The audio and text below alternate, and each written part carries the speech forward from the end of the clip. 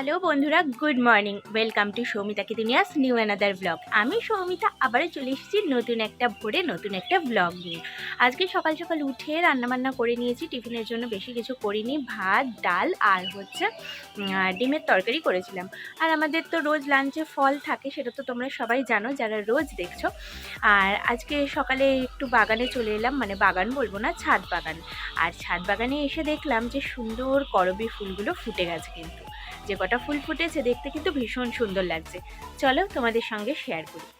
এই যে দেখো ফুলগুলো কত সুন্দর লাগছে, আর কালারটা কিন্তু ভীষণ মিষ্টি। ক্যামেরাতে যেরকম দেখছো না, ঠিক সেম কালার কিন্তু অরিজিনালেও রয়েছে। এত ভালো লাগে দেখতে।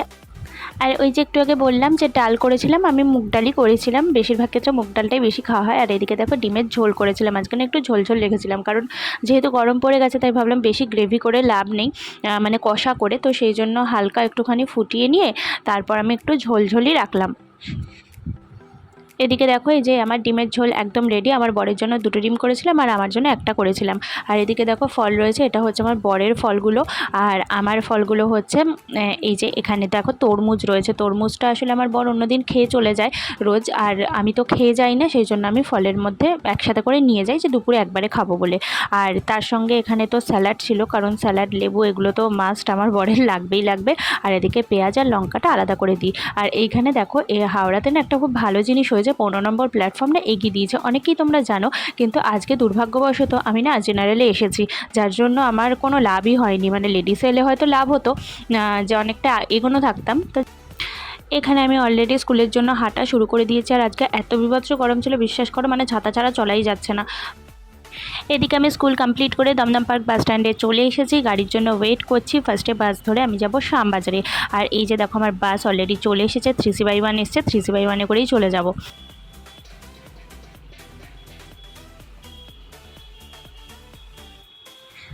বাসে করে যেতে যেতে না আমি প্রতিদিনই ওলাইচণ্ডীর মন্দিরটা দেখি, তাই ভাবলাম তোমাদেরকে একটুখানি দেখাই। আর এইখানে দেখো কলকাতা স্টেশনটা দেখতে কত ভালো লাগছে।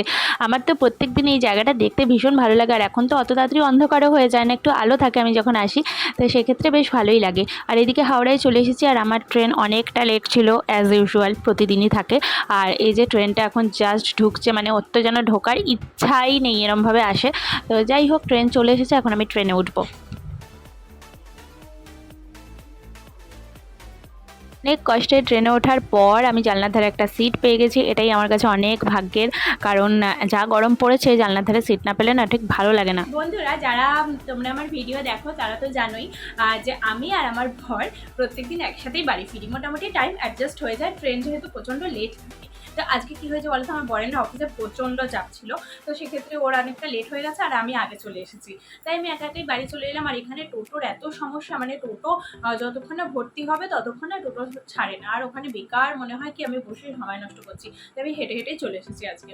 তারপরে এসে ভাবলাম যে কাজগুলো আছে ঝটপট করে সেরে নিই। প্রথমে আগে সন্ধ্যাটা দিয়ে নিলাম, তারপরে হচ্ছে কিছু টুকটাক কাজ ছিল সেগুলো সেরে নিলাম। আর এখন না কিছু জামা কাপড় আয়রন করতে হবে, মানে বরেরই রয়েছে 2টো শার্ট আর একটা টি-শার্ট। ভাবলাম আয়রনটাও কমপ্লিট করে নিই, তারপরে আর যে কাজ আছে সেগুলো করে নেব।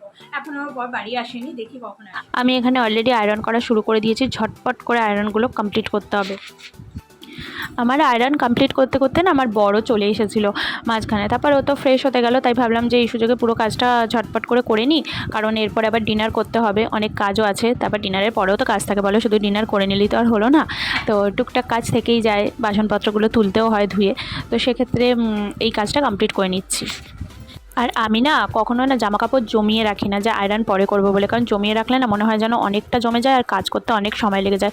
আর এদিকে দেখো আমার না পাতিলেবু শেষ হয়ে গেছিলো, তো সেটা আমি মিস করে গেছিলাম। এই যে একটা সবুজ টাইপের পাতিলেবু নিয়ে এসেছি, যেটা আমার ভালো লাগে, আর বাকিগুলো ছিল হলুদ রঙের, যেটা আমার বর খায়। ডিনার অলরেডি হয়ে গেছে, সেটা শেয়ার করলাম না তোমাদের সঙ্গে। আর এখন তো ঘুমিয়ে পড়তে হবে, কারণ ওই যে ভোর ভোর ওঠার ব্যাপার আছে। সো চলো আমি এখন ভিডিওটা এখানে এন্ড করব আজকের মতো। কালকে আবারও তোমাদের সঙ্গে দেখা করতে আসছি। এভাবেই আমার পাশে থেকো, আমাকে সাপোর্ট করো। চলো আজকের মতো সবাইকে টাটা এন্ড গুড নাইট।